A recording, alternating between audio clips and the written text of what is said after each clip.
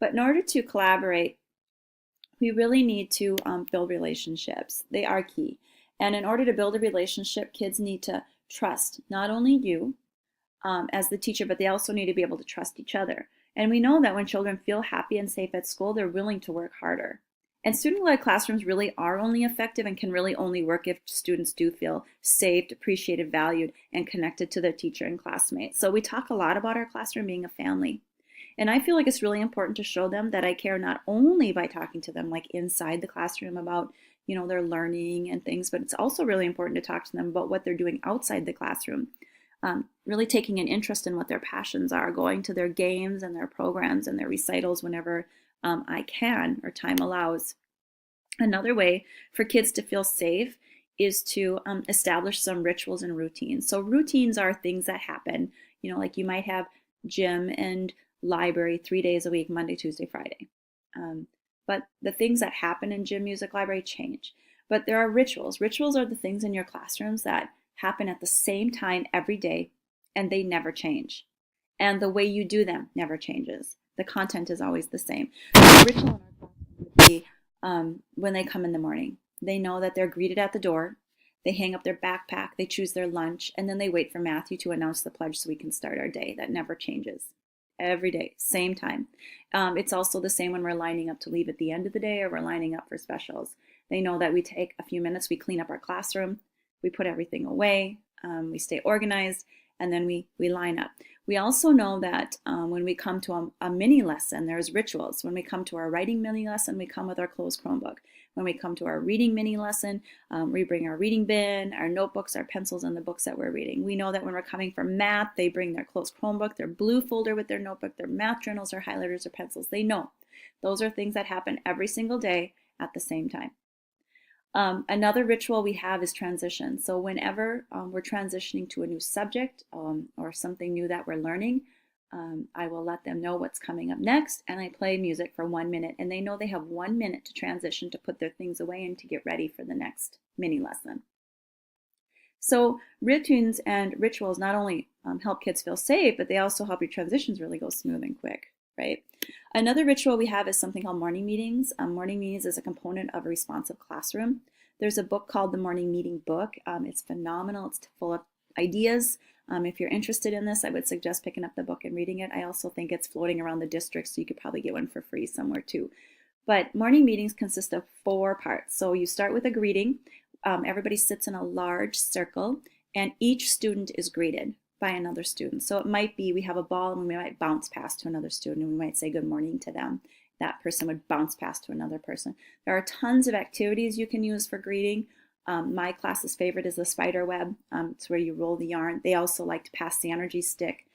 There's a 1 minute greeting with a secret handshake. So there's all these fun things you can do where kids know that every day they're going to be greeted by their classmates. There's also a quick time for share. So if there's something to celebrate or something kids want to just get off their chest, we just kind of go around the circle and we'll share. Sometimes there's not a lot of sharing going on because there's not a lot happening. And then you can use a sharing prompt like tell about your favorite vacation, and then everybody can go around the circle and tell about their favorite vacation in 3 words. After that, we talk about our day. We want kids to feel safe. We want them to know what's coming up. So we talk about what's going to be happening that day at what time. And then we end with a short activity. I just set the timer for 3 minutes usually, and they pick an activity. Their favorite is Silent Ball. And we'll talk about a social skill. Okay, while you're doing this activity, I really want to see everybody participating equally. Or I really want to see everybody speaking calmly to each other. I really want to see you encouraging each other during this activity. So you set the timer for 3 months, they play the activity, and then you're right into curriculum right after that. I love this quote by George Couros. He says, "For all students to excel, teachers must learn about them and connect with each child. This is not just about finding out how they learn, but finding out who they are." And this really correlates also with Paul Solaris says in creating a student-led classroom. So this really validated all of the relationship building and team building activities that we do in school, and kind of let me know that they are important to do throughout the entire year. So one of the activities I like to do is I like a questionnaire. We all give these surveys at the beginning of the year, but why not give them throughout the year? And then really think about the questions that you're asking. What do you want to get to know about the kids? But this is a Google form. You can create them in your Google account, and you create the form, you get a link, you give the kids the link, the kiddos fill out the survey.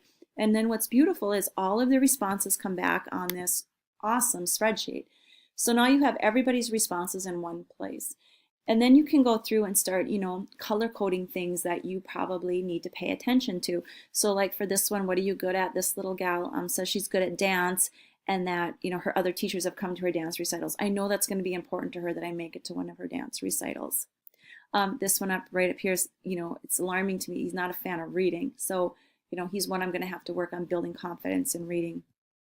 I also come over here, I put these in red because this always alarms me. What do you wish your teachers would notice about you?